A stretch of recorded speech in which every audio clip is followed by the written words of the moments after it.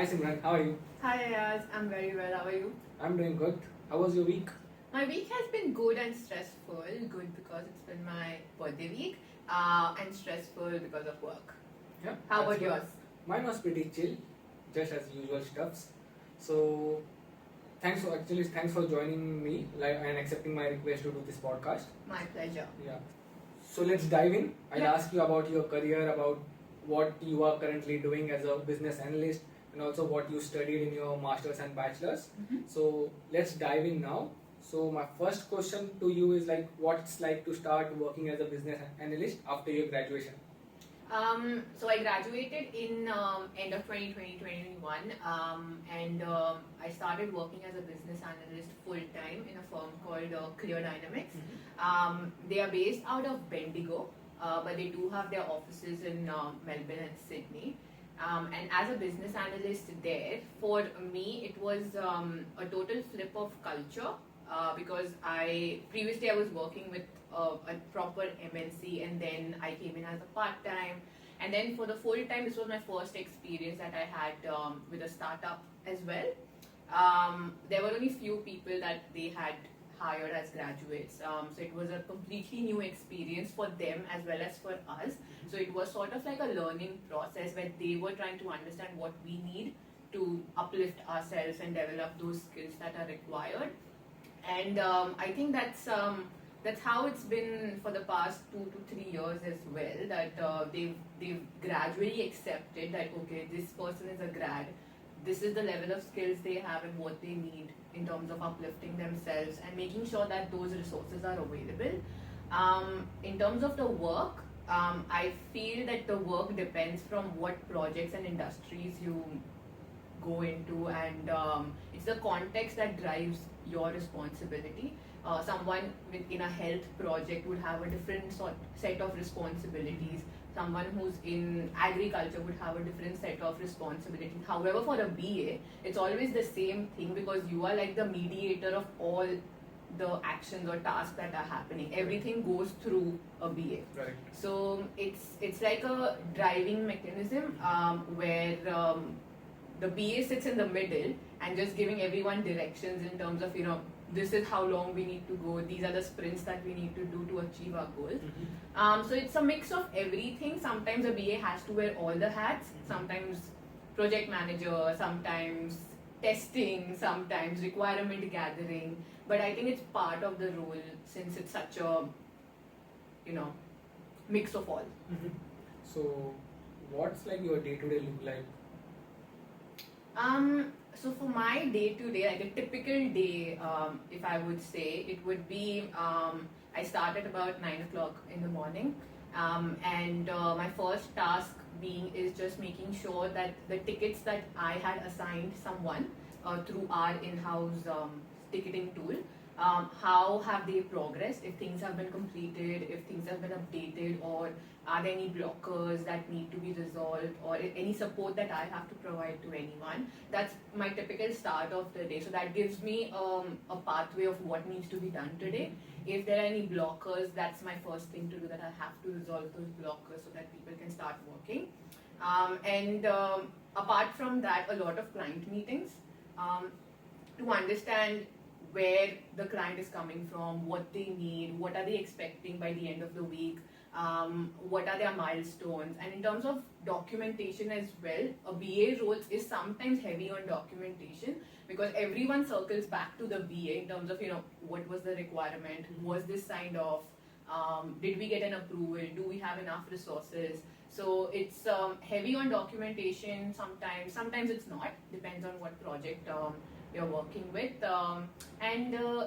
So it's ticketing, client meetings, internal stand-ups, making sure everyone's progressing and not held up by my work or waiting for my information to get shared.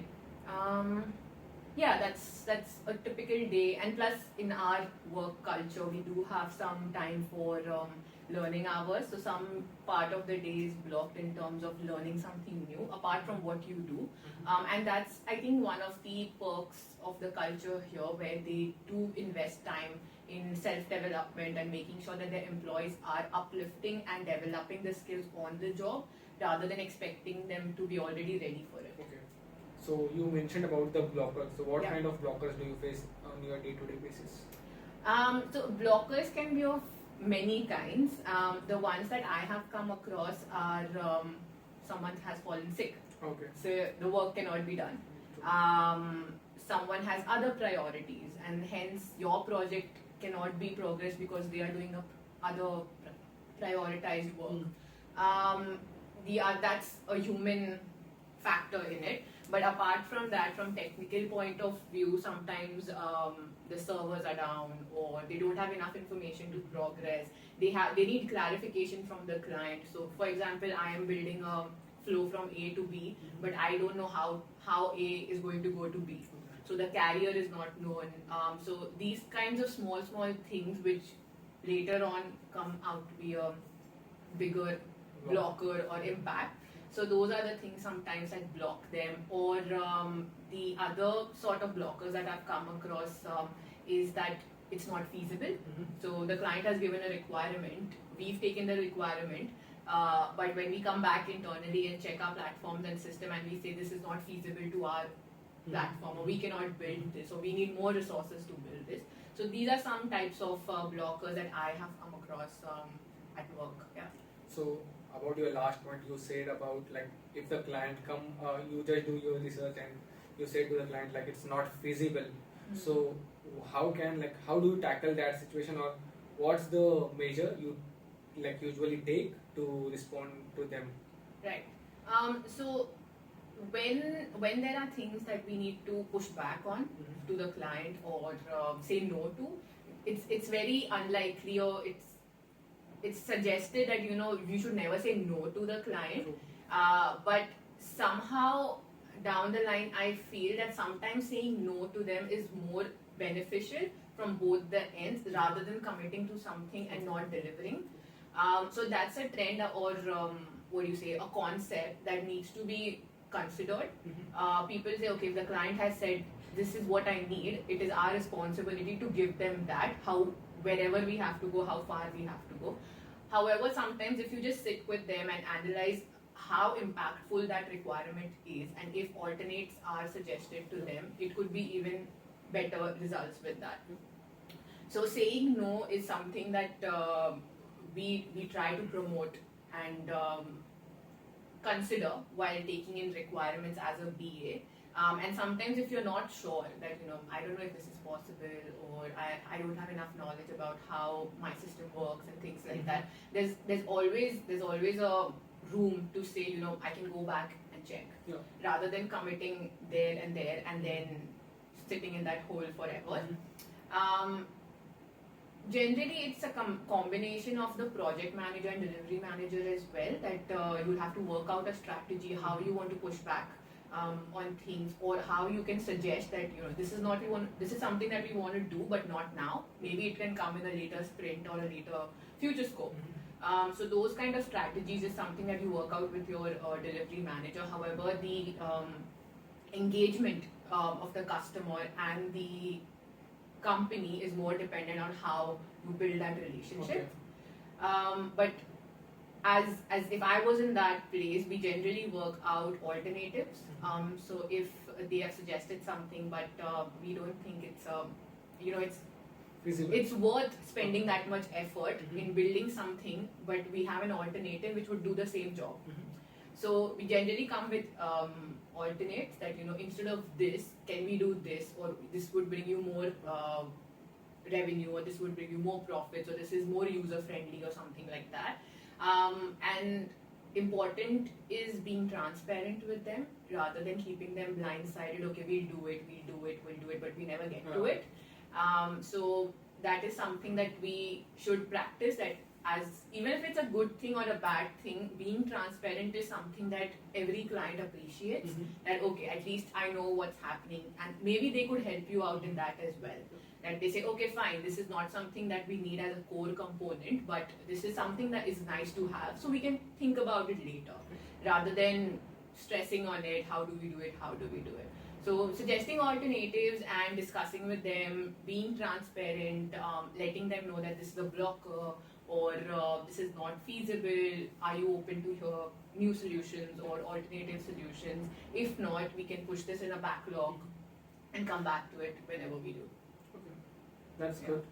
And the next is like, what's the career progression for PA looks like? Like what you will be doing next? So as a business analyst, you work with the team, you become a team player, and the next steps from there is after 2 to 3 years of that experience as you had with organizing, arranging the team, working with them, making sure the projects are getting delivered and things, I think the next is uplifting or jumping up to a lead position, where you will have small humans for yourself, where you can oversight multiple projects rather than concentrating on one project. So you can have the junior business analyst or mid-level business analyst working as a dedicated resource for that project, but they can always come back to you to consult, to see how the solution should be designed, and if there are some patterns that we want to follow or something that's been done for other projects that we can pick up and use in the newer projects that are coming in. So I think from there, then the progression branches out to many other streams as well. You could go for customer program manager, you can become a delivery manager, implementation manager, technical BA. So there are a lot of streams that you can opt for in this kind of a role. It depends on where you feel you're most equipped with, or what suits your skill set. But I think business analyst is a larger umbrella which holds a lot of smaller streams in it. Okay. Yeah. So now, like, let's dive into your uni life, because you have explained to me about the BA. What do they do? So how was your uni life? Like, what you studied there, and how was your experience? Can you let us know about that? So I have graduated from Deakin University, the Burwood campus, and what I studied was a Masters in Information System and specialized in business analysis. And my student life was very much student life, because I just focused on studying. That was the basic goal that I had come with when I traveled here. I did not have a plan to stay here longer or have a life settled up here. The only goal that I had in mind was to come here, study, and whatever happens, happens. So at that time, it was just studying and things. Made a lot of friends, which was very good, because when you're away from home, you don't really have much contact with other people, and in a new country, a new culture, it's good to have someone to talk to and someone to share things with. So I was lucky enough to make some friends in uni. In terms of studying, it's a very different kind of a study approach that we have back in India. In India, people are more focused on, if it is said that this is ABC, you should remember it as ABC rather than A, comma B, comma C. So the approach was different, which was very intriguing and interesting, because it did not make you that you have to know about it. You can sit and explore and understand what you get out of it. And even in terms of assignments as well, it had a different approach to it. It was not required that you write 10 pages of answers, or you do a mathematical equation and get to the right answer. Only one answer is right. There was opportunity to put your thoughts and opinions onto that assignment, and what you think, or how would you approach a situation. And I think that was something which helps in a longer run as well, that putting out your thought, raising a voice, even if it's an argument or a debate, you know which side you belong to and how you can support that argument. So those sorts of assignments and exercises make you ready for what's coming next. And I think even the professors that we had that were helping us out, they had their goal very clear. They had that we are basically trying to equip you for any situations that are going to come in your job life, in your professional life. And we had some such subjects as well, which just focused on ethical stuff, how a professional environment should be handled, project management, and I feel project management is one subject which everyone should take because that is basically the crux of everything. Okay. So yeah, it was fundamental, it was interesting, but yeah, it comes with its pros and cons as an international student. You have other things to worry about as well. You have to cook, clean, sleep, study, do assignments. Some people work so that they can provide for themselves. Some people send money back home. Some people are supported by their parents. So it's a mix of all, but in the end of the day, everyone's away from home. That's true. Yeah. That's true, yeah. Any resources that you used while studying is helping you in your current job? Yes, so my subjects that I had chosen, they were very much close to business analysis in terms of gathering requirements, making documentations, sprint planning, release planning, ticketing, how to address requirements, how to club them together. So those were types of things that we had learned in university in terms of what is the best practice there. And that has helped me a long way in terms of actually practicing that on work. So I would say that even when you're choosing your subjects for university, spend some time just understanding what that subject holds and how you could use this information going forward. Okay. So I know like you got your PR, so congratulations for that. Thank So you. what was your approach for getting that?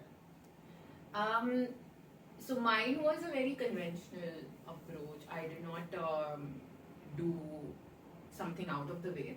I just went through the conventional way. So the PR over here is based on point system. Right. So currently I think the points are like 95 or 100 points that you need to be eligible and stuff. So basically after my graduation, the whole TR period that was there, that was 2 years of TR period. However, now I think that's been increased to 2 or 3 years.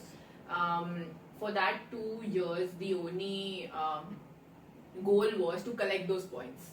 And those points can be collected in many ways. So it's like you're giving your English test, taking up the professional year course, which is added, years of experience that you have. So if you have some local experience here as well as back in India or in your home country, you can also use that here to get those points evaluated depending it's in the same industry and occupation that you're working on. So yeah, mine was a very conventional way, the way it was set on that website, that these are the steps that you need to do. Yeah, and I just went with that. It was expensive. I wouldn't say that it was very cheap and easy and stuff. It was expensive and it has its own struggles because it's not always that you might reach the expected points or what you're attempting. Sometimes people have to give the English test for like 3 or 5 times to get the desired score so that they can opt for those points.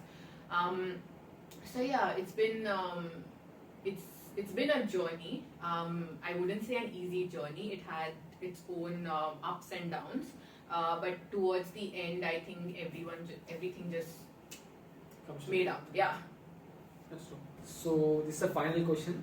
So what advice would you like to give to someone who wants to pursue their career as a business analyst?